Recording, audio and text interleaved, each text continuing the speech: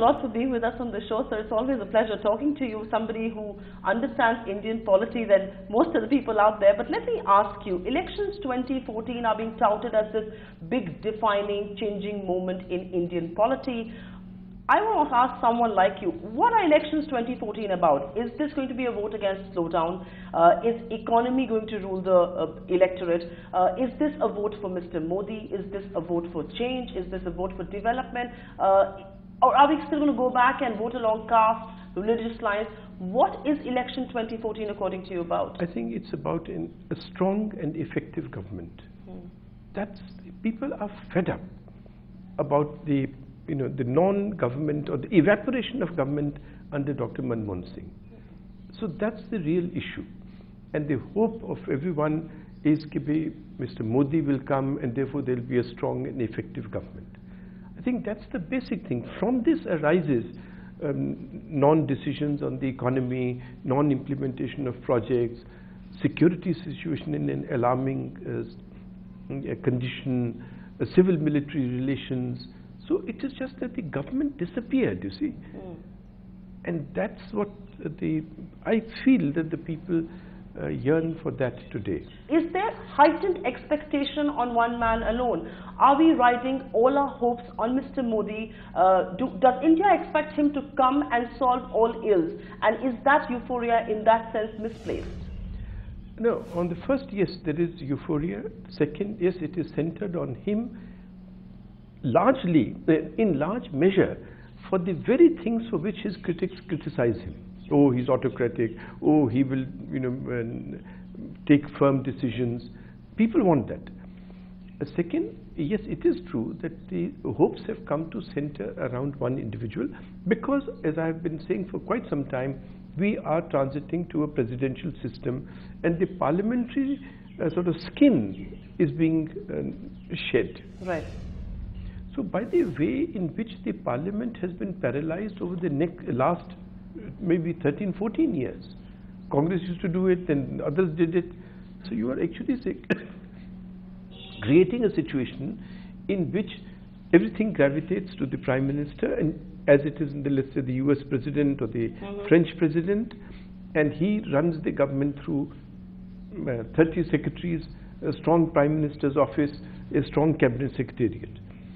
And 30 secretaries appointed by him, not chosen by ministers. Actually, some experts believe that Mr. Modi's coming into power will perhaps restore the faith and the relevance of the Prime Minister's office, which has completely diminished in UP, and that's a very fair point that you're raising. But sir, I want to ask you this question. I think it's also one additional point. It will restore the authority of the civil service also. From what I hear, he is in Gujarat regarded as the civil servant's chief minister. He cuts out all the other riffraff and just they can get decisions from him. Elections 2014 or elections in the past decade at least have all been about numbers. Will one get to 272? Will one not get to 272?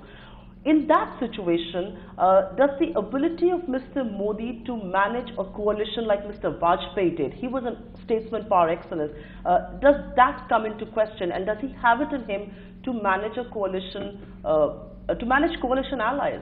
You know, Supriya, at every stage, and I'm not I'm not the spokesman for Modi, I can only give you my own view, that at every stage, some imaginary difficulty has been conjured up. Oh, the BJP leader sitting in Delhi would not allow him. Oh, he doesn't have appeal beyond Gujarat.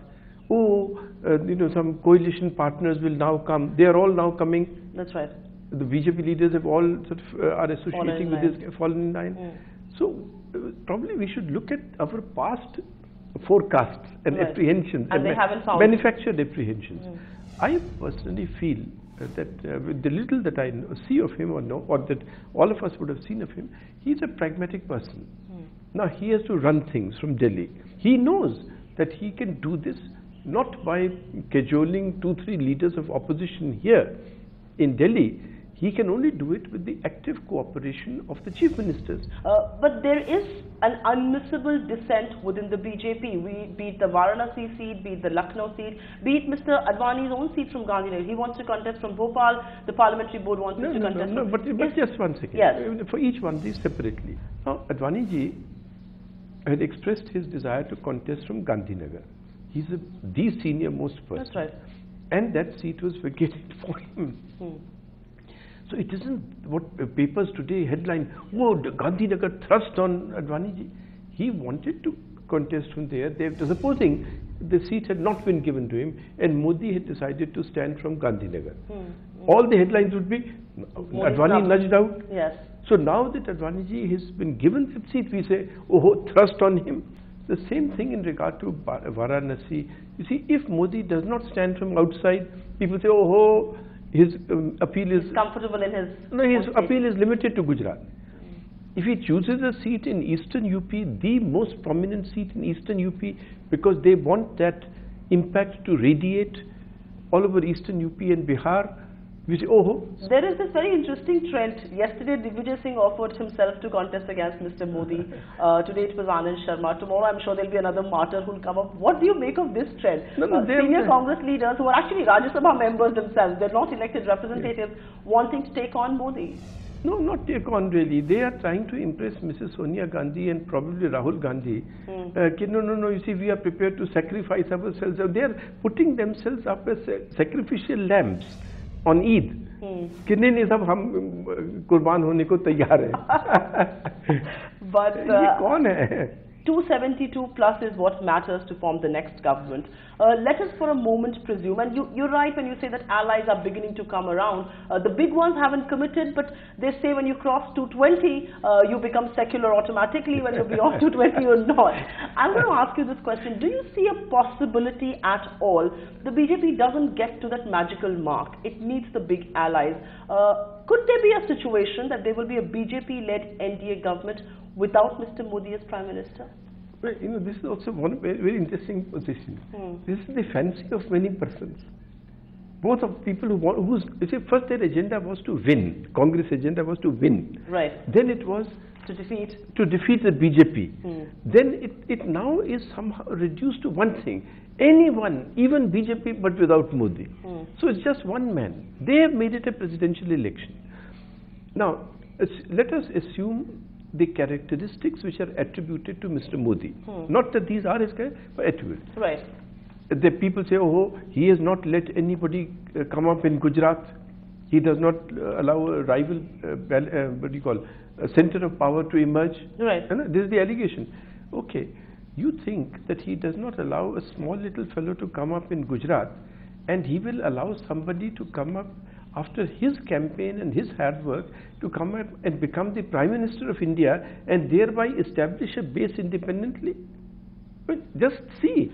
So you do not see the possibility of an NDA government without Mr. Modi heading it? I don't think so. I don't think so. And in case such a government is formed, then it will be as ineffective as Dr. Manmohan Singh's government or any third front government. And do you have any names in mind who could be heading that government at all? No, not one person. Not one person who would be able to provide an effective government at this time. See, Advaniji could have in 2009. The country chose, in my view, wrongly and has suffered for it. Mr. Vajpayee certainly could have after 2004, and in my view, the country chose wrongly. I don't think the country will repeat that mistake a third time. Many people believe that Mr. Modi has still not acknowledged or apologized for what happened in Gujarat. Now, the counter argument to that is he has been absolved by a court of law. Why should he? The other argument to that is if you're the chief minister and whatever happens, the buck stops with you. We have been through this many times, and my view is that supposing he says something, apologizes. Right. Immediately you will say... He's accepted. No. Hasn't he said it only for election purposes? Does he believe it in his heart? And there will be two persons who will say yes, there will be two persons who will say no. That's the evening news discussion.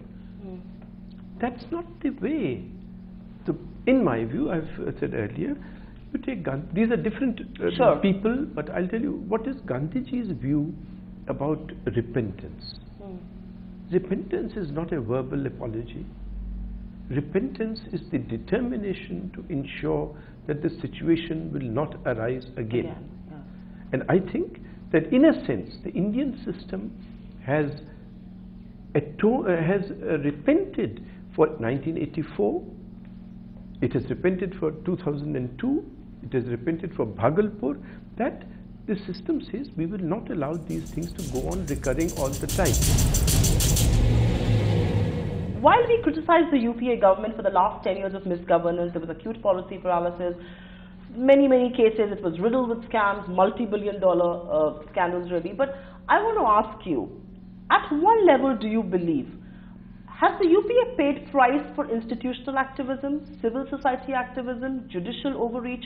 Because look at what happened. The muck really started with that CAG report. Would you concur? No, the muck started with the wrong things that were done and which the Prime Minister knew about. I can say that from personal knowledge because I had taken the papers to him and he did nothing. I can tell you, Supriya, the Indian intelligence system may be bad in many ways, ineffective. But as far as keeping the Prime Minister of India informed about every single little speck that is moving, the system is excellent. Private conversations, I hand you an envelope in private, not money, just a request. Right. Prime Minister of India knows.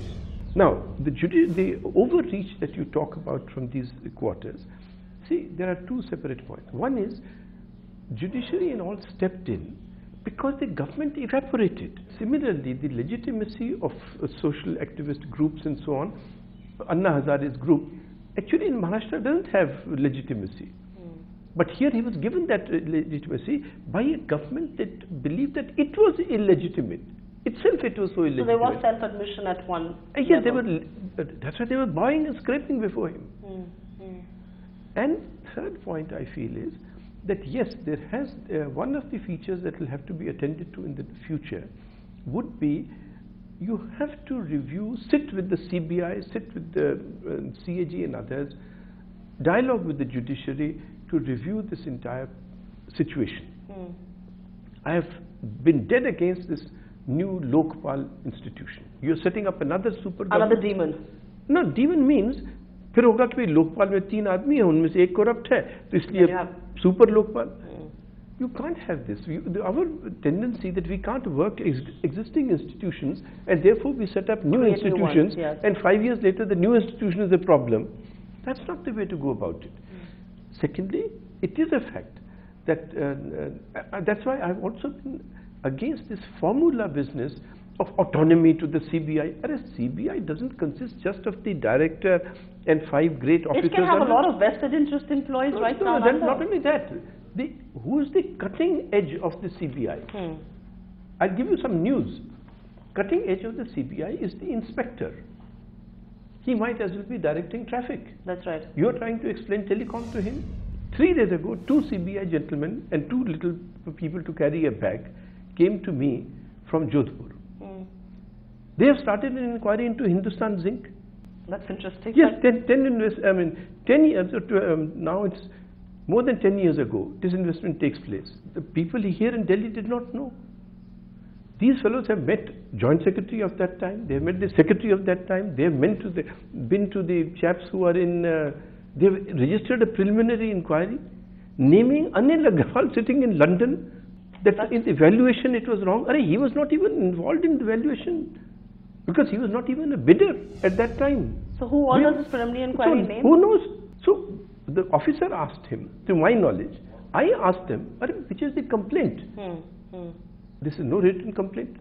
हमें orally बतलाया गया था. So when they started those things, I told them, look here, you are repeating the grounds that were urged before the Supreme Court. Right. By the Union. And the Supreme Court has ruled? Yes, in December, they have ruled categorically. After hearing the council, we find no merit in this petition and therefore it is rejected. Then it seemed to be that they are against a policy. Policy is decided by the cabinet. Here are 2 officers from the Jodhpur branch of the CBI whose gravamen, because I have sent them a written reply now. Right. The gravamen of their thing is that they still come asking for No. That the policy was wrong, so why did you implement it? So I am not resentful. But the question is, don't think of the CBI or CAG as sort of disembodied, monoliths.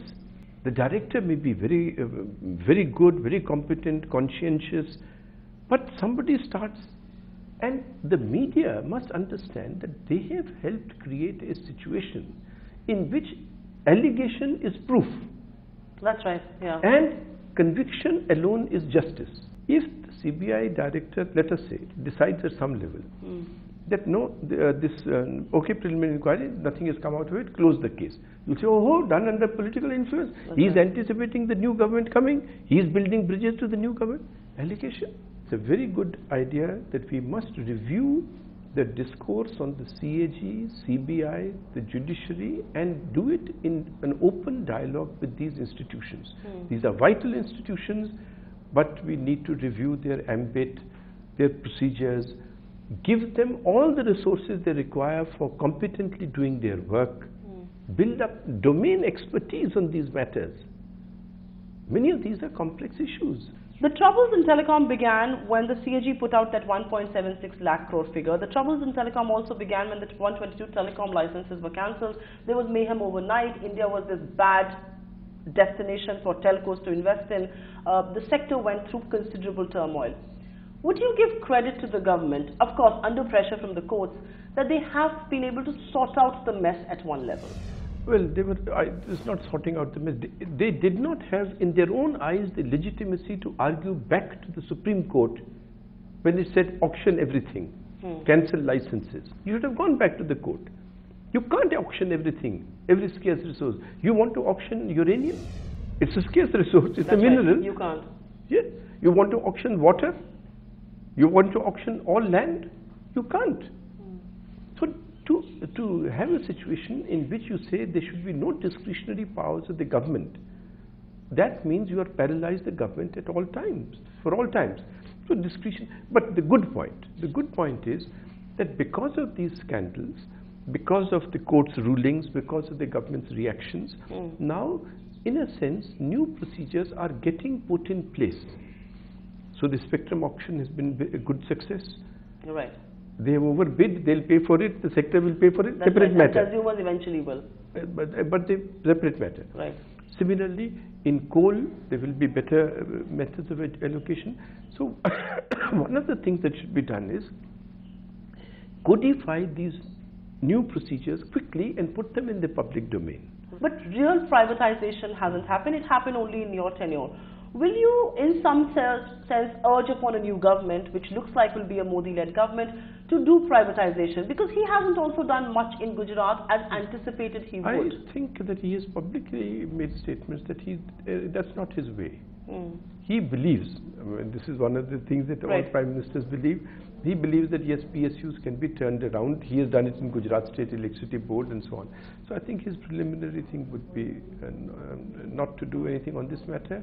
And secondly, it's not something on which he will expend political capital in the beginning. I can only plead and hope that at least this fraud is ended. That firstly, just see what happened. That the credibility was so low that a company like IOC, nobody buys the shares of ONGC. Right. But the Vajpayee period was also known to be a period where big economic policies were made. We started the whole process of deregulation.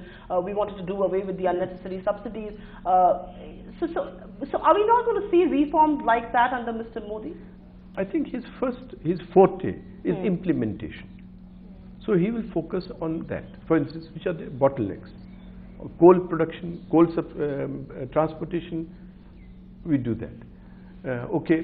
Instead of iron ore or bauxite exports, we should have value addition in India. What is holding it up? He would do that. Right. Second would be he is very firm on this question of getting India, this ease of doing business. There's much in his mind. So these procedures and all will be simplified. He will focus on the practical aspects of implementation. Implementation first.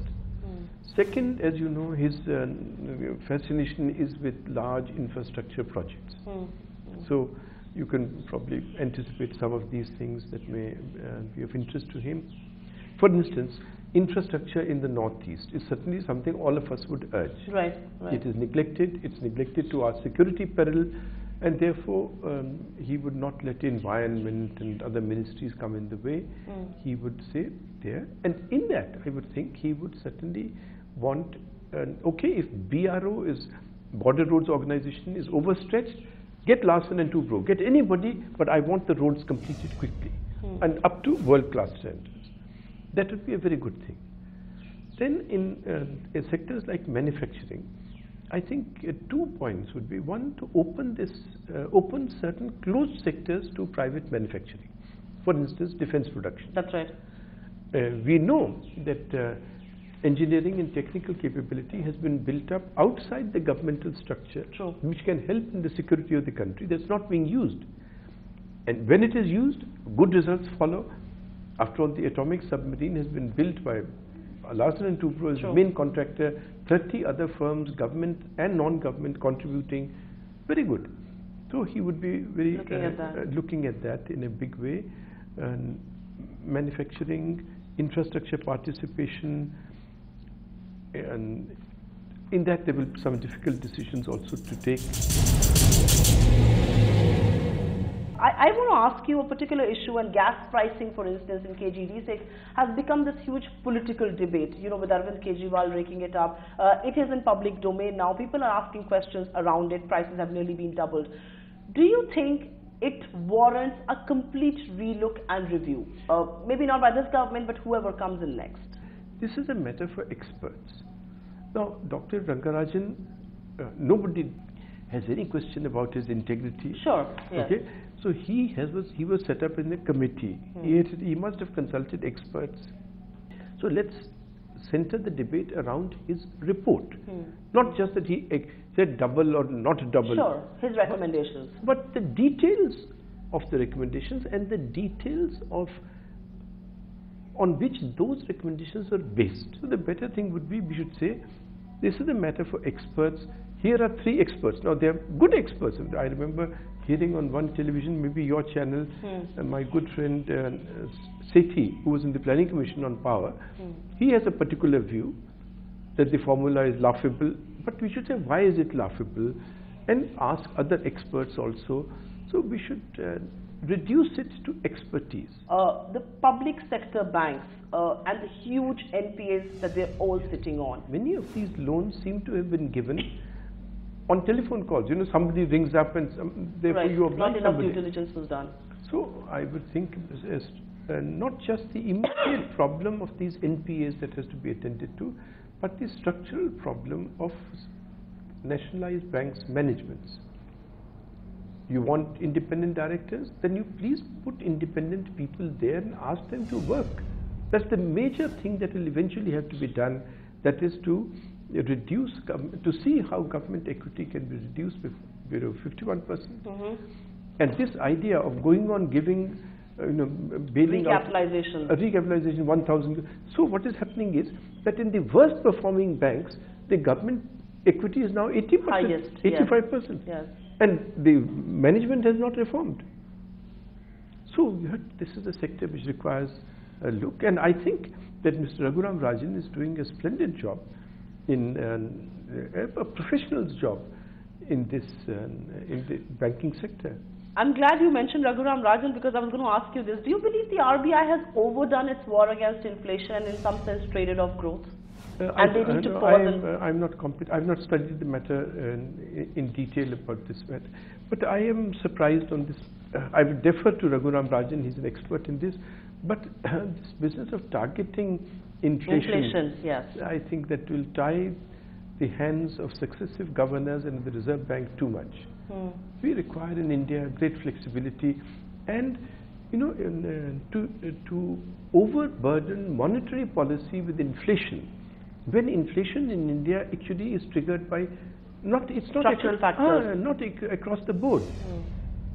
Maybe it's food inflation, maybe within food it is vegetables yes. and dairy items.